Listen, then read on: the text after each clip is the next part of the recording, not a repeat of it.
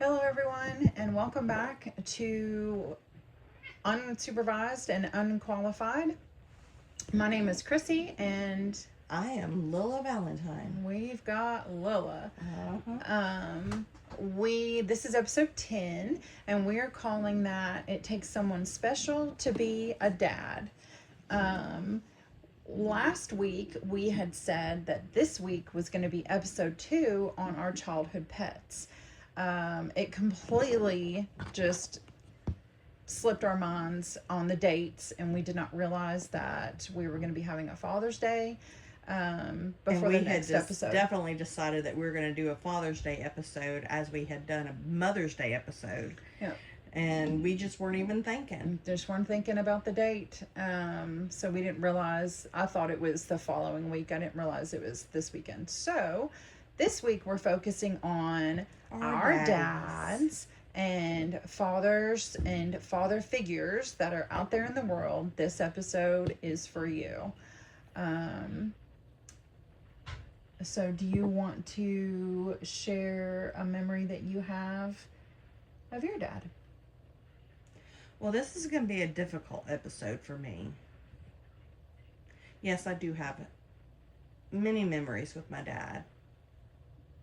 But when I think of my dad, I think about having lost him and how this will be another Father's Day without him. But if I was to think back on memories with my dad, it would have to be my sense of smell. That's very strong. It's a very strong memory. Very strong. Your sense of smell is actually supposed to be the biggest memory trigger that we have. So the reason why my sense of smell is so huge when it comes to my father is he worked for Hillemeyer's for many, many years as when I was a child. And I can remember going to Hillemeyer's, and which, for people that don't know, it was a massive I don't know, what would you call it, like a place where you can buy trees and flowers and stuff that you would need for like outside. It's Hillemeyer's like a is different than what it used to be. Hillemeyer's is now more of a landscaping business, but back in the day, it used to just be like a shop almost where you would go. It was like a nursery for flowers and plants and trees, and you would go and do you remember going with me and climbing the rock? I was just getting ready to say that. I do remember that. We did that quite often when we would go and climb on the mounds of rocks. Sure that that wouldn't be something that they would allow kids to do today, but again, this was in the 80s, and it's just kind of like they're not bothering us, so they'll be fine. They'll walk it off if they get hurt by the rocks. But yeah, I do remember that. Yeah, I remember going to Hillemeyer's. To this day, I love geodes, and I actually had thought about going into geology when I was a kid, just because I love stones and rocks and stuff like that. But one of the things that I used to do was go to my dad's, and sometimes Chrissy would come with me and climb the hills of rocks that people would like pick to do their landscaping with. Put in their garden, or line the sidewalk, or even for the driveway, like gravel. Like, they had all kinds of stuff, and we would just be out there just playing. Yep, my dad would always allow me to pick out one that I could take home and add to my rock collection that I used to have. What do you think? What was your mom doing? Because I'm assuming she brought us, right? Or did we go in with your dad? It would be on a weekend when he just had to go in, because plants, you don't get a day off. Plants are just like animals. They you need can't water. go without That's feeding right. or watering. So he would have to go in on his days off, as I'm using quotes, and we would go with him. And as he would water the plants and stuff, we would go and just do whatever it was that would keep us entertained. But the reason why the sense of smell is so pertinent for me, and it just happened on Friday, or was it Thursday, when we had the big storms? Was that Thursday? I think we had the big storms on Thursday. But anytime I smell the smell of wet soil, I love that sense of smell. It just takes me back to my dad and just him watering the flowers when I would walk into the greenhouses and he would be watering the plants and all that wet soil, that wet dirt. I love that smell. Love the smell of wet dirt, wet soil. And so that You always had makes a me think nice of my garden daddy. at your house Oh, too. his flowers still to this day.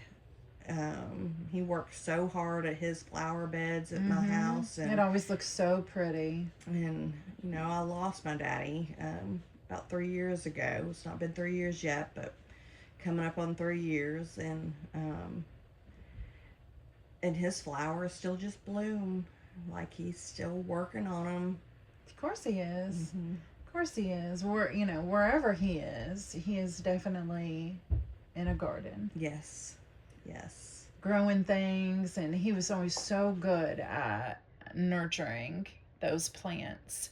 And he had the green thumb. he did have a and very I green did thumb. not get that from him because I will kill a plastic plant. Me too. I killed a bonsai tree. They're supposed to be, and a cactus. They're supposed to be pretty indestructible. Right. I'm not very good at that myself.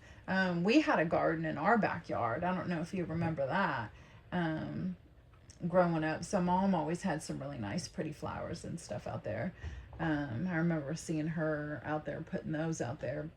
Just you talking about your dad's garden made me think about the flowers we had at our house. I have never had flowers at my house because I don't have a green thumb, but also because I'm extremely allergic. So unfortunately, I don't get to enjoy beautiful flowers and beautiful gardens and whatnot. But we did growing up, and that was in large part thanks to your dad. Yeah. That was where I got my flower education and plant education because my mom planted stuff, but she didn't like tell us about them, and but your dad would talk to us about plants and flowers. Like sometimes he could be awkward in other situations necessarily, but he didn't have any problem like communicating flowers and plants. That was like his niche. That was his thing, his passion, and he shared that with us, and I've always remembered that. Speaking of smells, I associate your dad with pipe tobacco. Not because your dad smoked tobacco, but because his friend Phil did.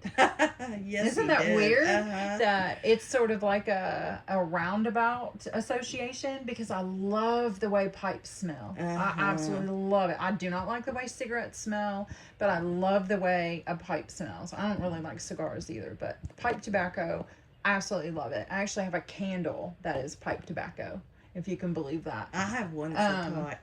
And so I associate that with your dad because his best friend Phil, that whenever they would be together, he would smoke a pipe. Yep. So it made me think of what was going on at the time, like what your dad was doing, what they were doing. Like they were always really silly and goofy, and they would talk and talk and talk and talk for hours about stuff, and he would just smoke his pipe, and I'd always be like, oh, Phil's here. And it made me think of Phil, but it also makes me think of your dad. Yeah. And I just hit the microphone, so my bad.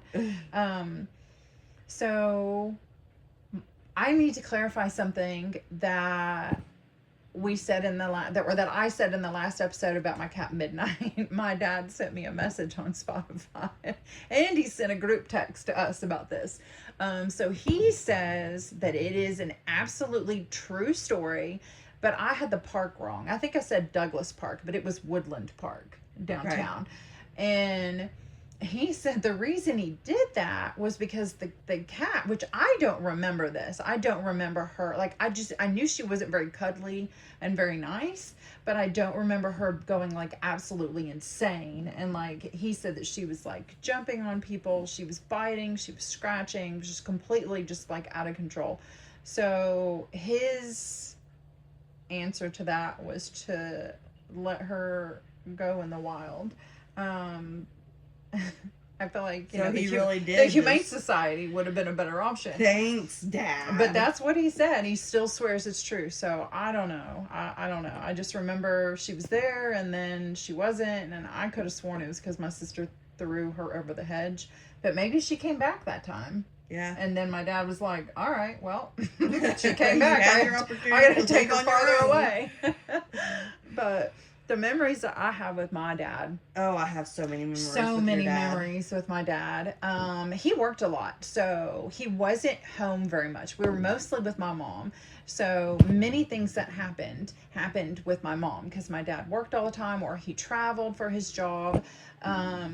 So the memories that I have with him when I was growing up are that much more special because they were rare. And he and I think I might have mentioned this before, but he and I would run errands together on the weekends. And I absolutely love doing that. We still do that to this day. We run errands when I go visit him. He does not live here in town. So unfortunately, I don't get to see him as much as I'd like, but I am seeing him more now than I was in the past. So I'll take that as a win. We still run errands to this day. He started that tradition with me as a baby.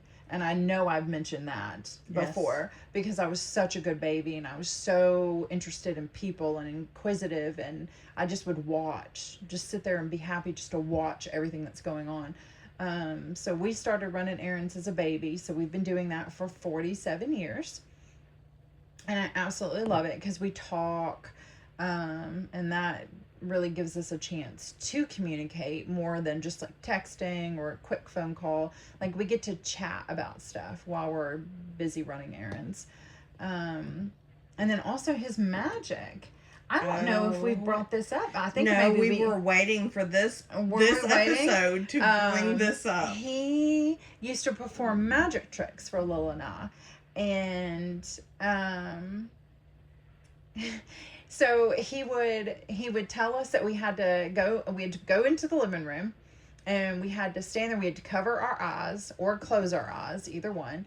And then he would say abracadabra and do like a little, thing with his fingers or whatever, I guess. And then he would say, okay, open your eyes. And then we'd have to search the living room for wherever the See, magic I always happened. remember that it was always go straight to the chair that It had mostly was in that rocking chair. He would put it under the cushion of the rocking chair, but sometimes it was in a different place. See, I always remembered it under that cushion. And there would be coloring books, crayons, candy, just like little toys, little gifts. And something that I did not notice when I was younger is that they all had, at the time, Speedway was Super America, and they all had Super America stickers on them.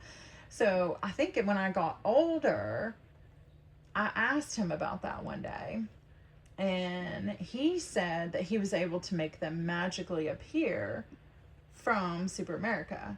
And so that satisfied me. But if that's true, then technically you just stole that stuff that you gave us. I remember your dad would always tell us, go check underneath that cushion.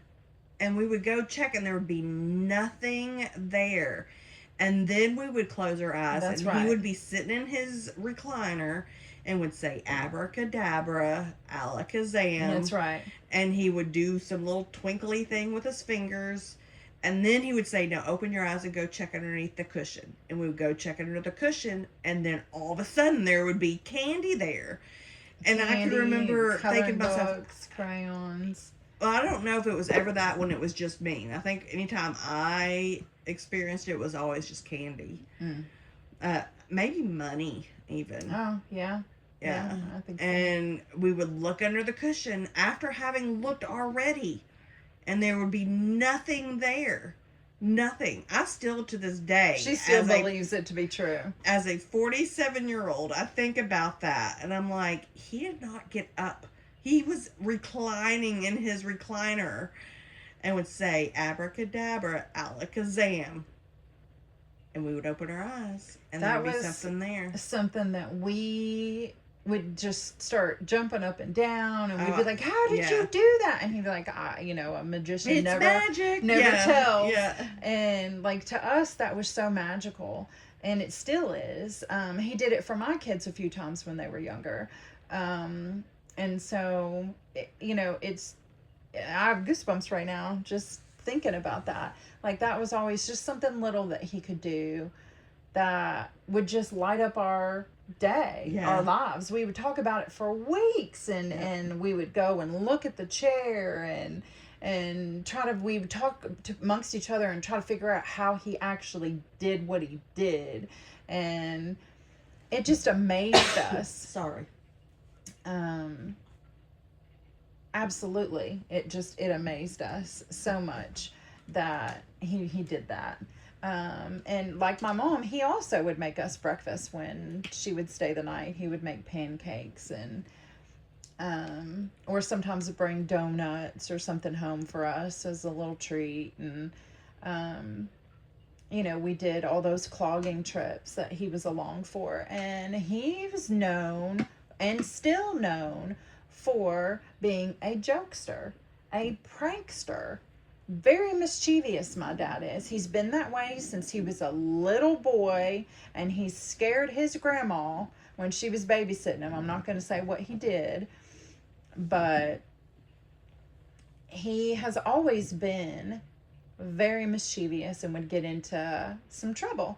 And when we would go on clogging trips, he would always pull pranks on people.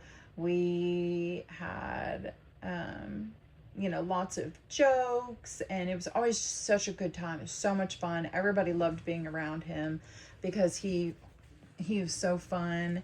And we had water gun fights in the hotels to the point where we about got ourselves kicked out. We would he would put hot sauce in people's food or their drinks when they got up to go to the bathroom. He would switch people's meals. He was always just doing something. He had, back then, the big thing was those fake body parts that you would hang out of your car so that looked like someone was in your trunk. And he had an arm. Do you remember that being on the van? It was an arm that he would hang out of the side window of our van, and he put one of his watches on it to make it look more real. And he just got the biggest kick out of that because people would honk at it, and it was like a big deal back then. And he was so proud of that arm, and we laugh about it and just be like, oh my gosh, you're so crazy. And then when he put that watch on it, I just remember us all standing there just giggling and being like, this is absolutely absurd. But it was good fun. He's so much fun. And he is someone that I am able to talk to about anything. He's our number one fan. He is our number one fan. Yes. He's so excited about our episodes every week, and he's always texting about them. He messages us on the platforms. He sends us text messages. I mean, he is absolutely our number one fan, and I love that because he loves the memories that it pops up, but he also just loves hearing the two of us chitter chatter together because he misses that. Yeah. From when we were little, because we were so inseparable. If there was one, there was the other one. Always. In any situation. We were always it was like we were super glued together. And he misses hearing us interact and chit chat and have a good time. My parents are totally different. My mom wears her heart on her sleeve, and she loves recklessly and with big emotions. And my dad, he's more practical and analytical, and I got some of both. So I call my mom when I need an emotional reaction, and I call my dad when I want to make sure that I'm not being too emotional. And that way I can use both my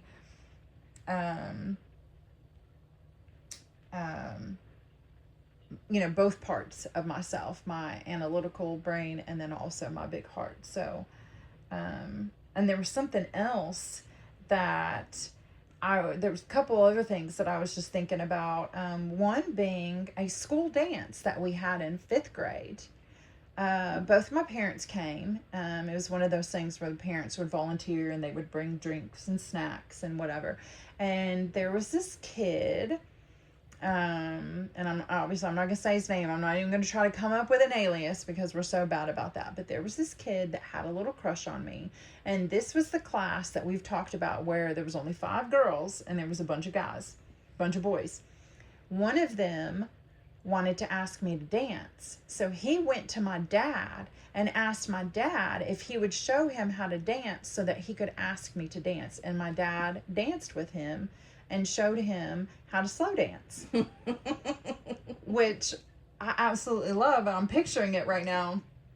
And I love it. And so then that boy came and he asked me to dance. And so I danced with him. And, I mean, it wasn't like, it was in our classroom. So it wasn't even like a big school dance. I guess it was just like a classroom. Like we won a prize, or it was for like some kind of holiday or something. I don't remember. But it wasn't a school-wide dance. It was a very small affair. And I remember that, and that was so sweet. And that's just who my dad is. And then something else that I also treasure was him teaching me how to drive. I got 150 hours of driving lessons, and Is that how much we were supposed to have gotten? I don't know. Okay. I don't remember. I don't know if that was his rule, because he did the same with my sister. I don't know if that was his rule or if that was required. Okay. But he took me out in all different kinds of scenarios. Now, we did not go out in the snow, but we went in the daytime. We went at nighttime. We went when it was busy, when it was slow, And back then, we had to take our driver's test downtown. We didn't get to drive in a parking lot with cones. You had to actually drive downtown and pass your test. So a lot of the driving I did was downtown.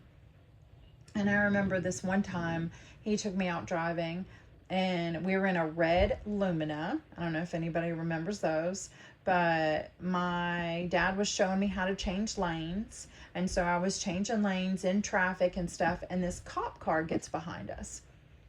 And he's following us, and I'm changing lanes. He changes lanes, and my dad always had me check my mirrors, and I'd have to tell him, tell me the color of the car that's 3 cars back on the right, just random stuff like that to make sure I was using my mirrors and paying attention. And so I noticed that the cop was following us. Well, he hits his lights, and my dad said that I sucked all the oxygen out of the car. And I was gripping that steering wheel so tight that my fingers were white. And he's like, it's okay. You haven't done anything wrong. Like, it's fine. And I wanted to stop right there in the middle of the road because I did not want this cop to think I was running from him. And my dad was like, no, you cannot stop in the middle of traffic. He was like, you need to get over to the right. So I had to change lanes. And of course, the cop follows me, and he's got his lights on, and he's hitting his siren, and kind of like the bloop, bloop, kind of thing to bloop, yeah, to like let you know, like, hey, I'm back here. And he said that I was driving like 1 mile or 2 miles an hour, and I was terrified. I was like terrified. Like I think I froze.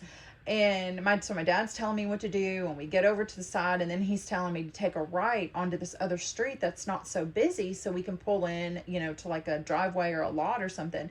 And I was just like panicking. No, they're going to think I'm running. I'm going to get arrested. I have to stop right now. I have to stop right now. And he's like, there's no way they're going to think you were running. You were going 1 mile an hour. I think they know what you're doing. So I put my blinker on, which my dad had to remind me to put the blinker on because, again, my brain was not functioning. I was so scared. And so I put my blinker on, and I turn and onto the road. I think it was Newtown Pike or something, whatever runs through down there. And I pull into this parking lot, and my dad's like, okay, now put the car in park. And he was like, just breathe. He kept telling me to breathe, and he was like, let's just see what he wants. So the cop comes up to my side of the window because I'm driving and taps on the window because he wants me to roll it down. Well, I don't know how to work the buttons because I'm so panicked. I wouldn't even look at him. Like, I just stared straight ahead through the windshield, and I wanted him to go away. I wanted my dad to take care of it. I wanted to have not been pulled over. I was like, I don't even have my license, and I'm already going to prison. Like, I'm done. And so my dad's like, you need to roll down the window. You have to talk to him. It's okay. And so I look over and I roll down the window, and he asks for all the stuff that he's asking for. And then he and my dad get to talking about how he's showing me how to drive. And he actually gave me a compliment and said that I was doing a really good job changing lanes. He was really impressed with me. And I'm thinking, is that why you're scaring the shit out I of me? know. Like, why are you Because pulling me you- over if I'm doing Well, such a good job? I found out it was because the tags on the license plate were expired. So he Dad. asked, I know, he asked me to get out of the car, and I'm like, oh my God, this is it. I'm getting arrested. And I had to pee so bad because I was so scared, and I couldn't breathe and I couldn't move. And he's like, come on, get out of the car. I need you to get out of the car. My dad gets out of the car, and he's like, come on, get out of the car. And I'm like, if I don't get out, he can't take me. Like, he will drag me out if I'm getting arrested. And he's like, so finally the officer, I think he realizes that how terrified I am. And he was like, I just want to show you something. Please step out of the car. And so I get out of the car, and he takes me back to the license plate, and he shows me where the tag is and how to tell when it's expired. So he gives me a lesson. He was very It wasn't friendly. you that needed the lesson, it was your daddy. I know. I'm like, did you do this on purpose? And like, he was very nice. Like, just took his time answering my questions and showing me what to do, and then telling me, hey, you're doing a great job, kid. He did not give my dad a warning. He did not give him a ticket because he was doing such a good job telling me how to drive. But he did say he was going to put a note, I guess, on the license plate, or like, I don't know if they have like files, like, I don't know.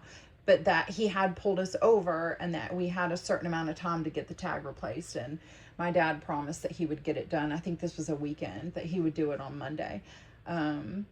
So It's it's funny because that just shows the difference between you and I with my experience with the first time getting pulled over.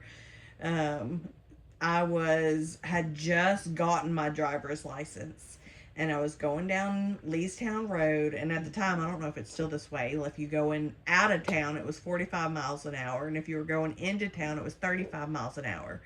And so I was going out of town in the direction that I was going, and like I said, I had just gotten my driver's license, and I was in my parents' minivan, a maroon minivan. Yeah, I remember the minivan. Teenage girl. That's the one I hit your nose with, wasn't it? Do you remember that? No. When we were going to Canada, and we had gotten out of the car to get something to eat or to go to the bathroom or whatever, and I opened up the door and it cracked you right in your nose. No, I don't remember. You don't remember that? I don't. Oh my gosh, that was so traumatic for you, and I felt so bad. Not that much traumatic. I don't remember it. Maybe you blocked it out. We need to do some EMDR and bring that sucker to the surface. But yeah, I cracked you good in the nose with it, and I felt so bad. No, I don't But, remember that. Okay, go ahead. So you're driving in the van. I'm driving down Leestown Road, and so it was the day I had gotten my driver's license, and my parents were letting me go pick up a friend. And Which was not me, by the way, just in case you all are keeping track. No, it wasn't you. And she was out to eat with other friends today, which were not me. So I think the situation is reversed, and she's trying to leave me. So no, anyway, never. Go ahead. And so I'm driving down Leestown Road, and I was going faster than the speed limit, which I thought was 45, but going towards town was 35, so I was going even faster than the fast. And I was driving and came up on a stoplight, and the stoplight had right on the corner, it had like a gas station where you could go through the parking lot and go to the street. I know exactly what Mhm. what place you're talking about. Yes. And so when I'm coming up on this stoplight, I thought to myself, if I just go through this parking lot, I can avoid the stoplight and just keep going. And so I just, had my music blaring, and I was just beatboxing to the music, or beatbopping. Bebopping. Bebopping. Not bebop. Oh my God. I wasn't. She's had a few cocktails today, so she's a little squirrely. I was not beatboxing. I was beat bopping. Both of you all can't see this, but both of my cats that are sitting in the window right now started looking at her. One of them even stuck his head around the curtain to look and see what she was doing with all that beatboxingness.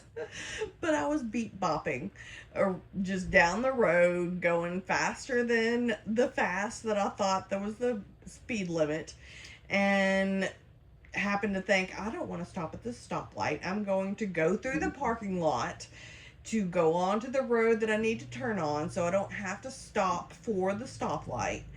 And just kept on going, music blaring, just jamming to my music. And all of a sudden I started realizing, I don't know if I had heard it or if I just saw it. And I noticed lights in my background, in my rear view mirror.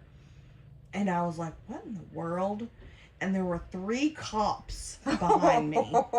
They were thinking I was trying to Run from them, evade, which is what I did not want to have happen. Yeah. And I'm like, oh my gosh, there's cops behind me. So I pull over, and they pull over behind me, and I start to get out of my car, and they were like, stay in your car, ma'am.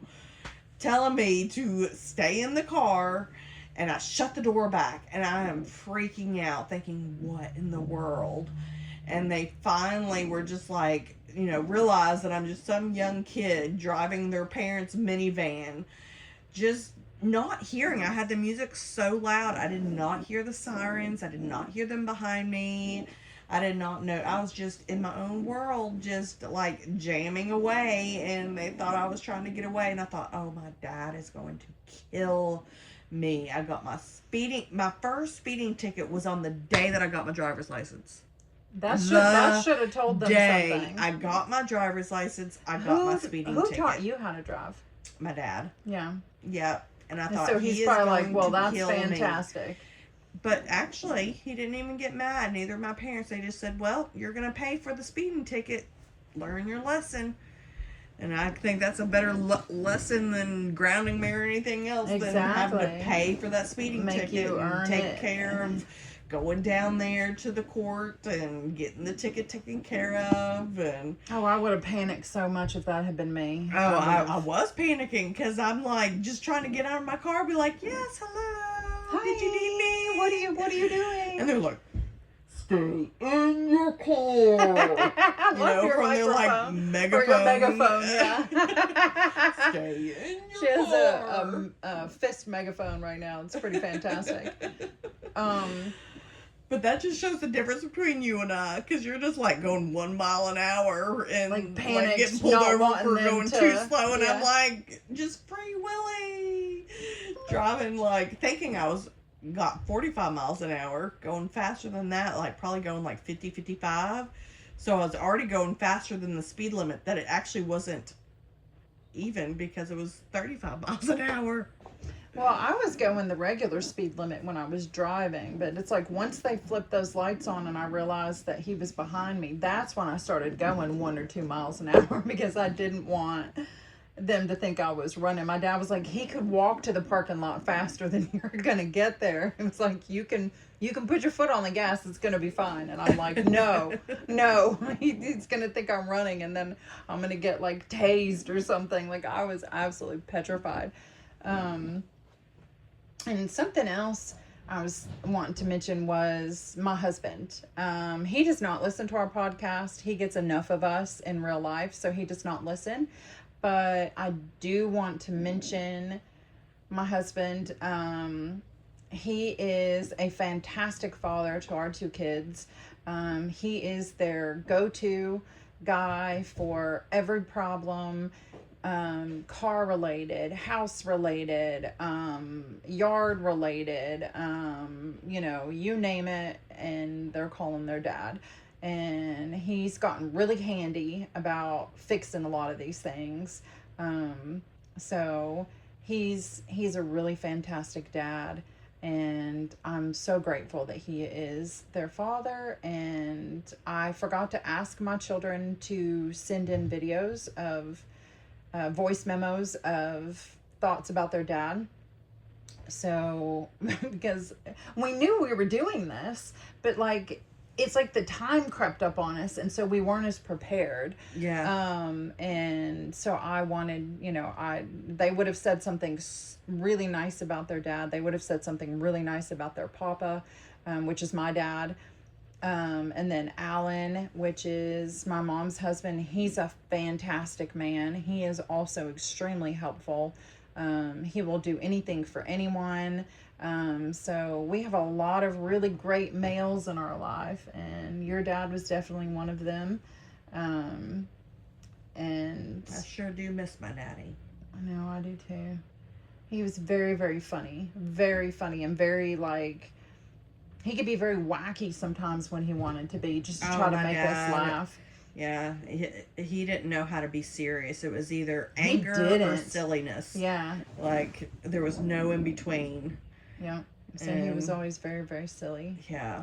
And I would always laugh. You would sometimes get irritated at him because you were always just like, oh my God, just get out of here, Dad. And I'd just be laughing at him because he was just a really funny guy.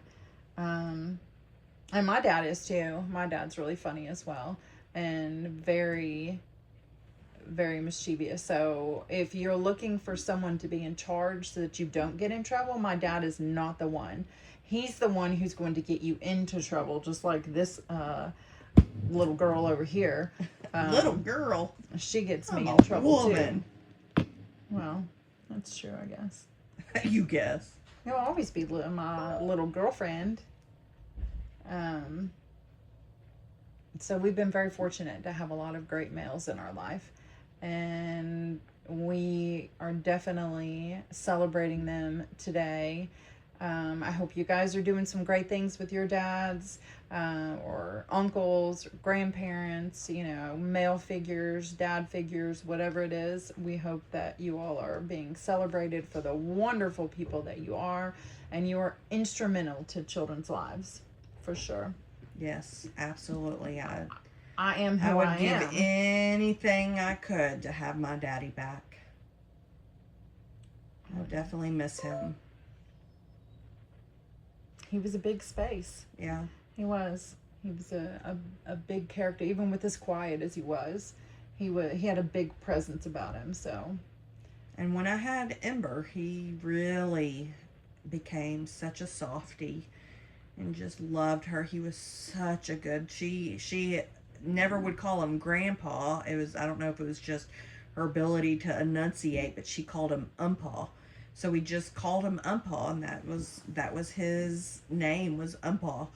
And so she, growing up, he was always so hard, and like I said, his two emotions were being silly or being angry. But with Ember, he was just soft. He just loved her. You could so see the change. much. Oh, yeah. I did. I saw such a huge change, and he was so involved in her life, and just, it was such a special relationship. I'm so thankful for the relationship Ember got to have with her grandparents. And that in turn gave you a different, more evolved relationship with your dad too. So that was really special. You could see the change in him. Grandchildren have a way of doing that. That's what they say. Yeah.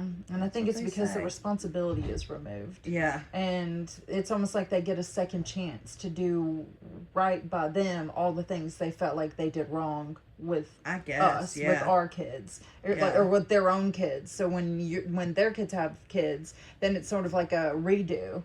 They don't have to be responsible for them, but they do, but not like a parent, and then it's sort of like a do-over. So I get to fix the mistakes I made with my kids. Yes. Because it is a constant learning situation. Like you never are ever like, you know what, I think I know everything there is to know about parenting. I got this. Like, I never. Even when your kids are adults, like mine are, you still learn how to love them and parent them and have them in your lives. Speaking of which, my dad surprised me today. He drove in from where he lives, which is another state, and he drove up and absolutely surprised me because I wasn't able to come down for Father's Day. and he drove up here so that he could surprise me and we could see each other for tomorrow. And he had just had a little procedure on his neck. I don't know if he'd want me to say that. Sorry, Dad. If you don't, but just the magnitude of his surprise was I thought he would just be laying up in bed resting, as he should be, but he had already planned coming up. He'd worked with my husband on it, and he came up to surprise me, and it's absolutely fantastic, and I'm over the moon. I'm so excited, and I love spending time with him. He is one of my favorite people. So it's really special. Yes. And he got to see Lila, his second daughter. Yes. He hung around to say hello to her. Yes. So I tried to get him to come on the podcast because we were doing a Father's Day episode. I was so excited. I was like, oh my God, we're going to get to have a guest. But he was like, no, I'm a listener. This is your all's thing. So he's checking in at the hotel, and we're going to meet up again after we get done recording. But is there anything else you found out? No. Okay. Well, I guess we're going to wrap up this Father's Day episode. And again, I just wanted to shout out to all the dads out there. Thank you for everything that you do. You are very integral in all of our lives. I don't know where I would be without my dad. I know my kids feel the same way without their dad. And Lola is who she is because of her dad, and me too in some ways. And then my dad had a lot of hand in raising you as well. Yes. And so much appreciation Yep. for what they've done what dads for our do. lives. That's right. What they've done, what they will continue to do. My dad and Alan and my husband and everything that your dad did, and my grandpa and Papa, they were pretty special people too. So hopefully you guys are getting to celebrate someone. And thank you all so much for listening. Next week will actually be part 2 of the pets, because we thought we were doing that today, but today needed to be Father's Day. So next week we'll go back to the pets. So prepare yourselves for another disaster. Yes. Where that goes. Beautiful disaster. Beautiful. That's right. That's what we are. Beautiful, chaotic disasters. Well, thanks again, everyone. Have a great week. And we Happy will Father's have Day. our Father's Day, and we Shout will out to you all who are fathers and daddies, and just the important roles you play in our lives. We appreciate you so much, and we thank you for listening, and we will be back next week. Take care. Bye-bye.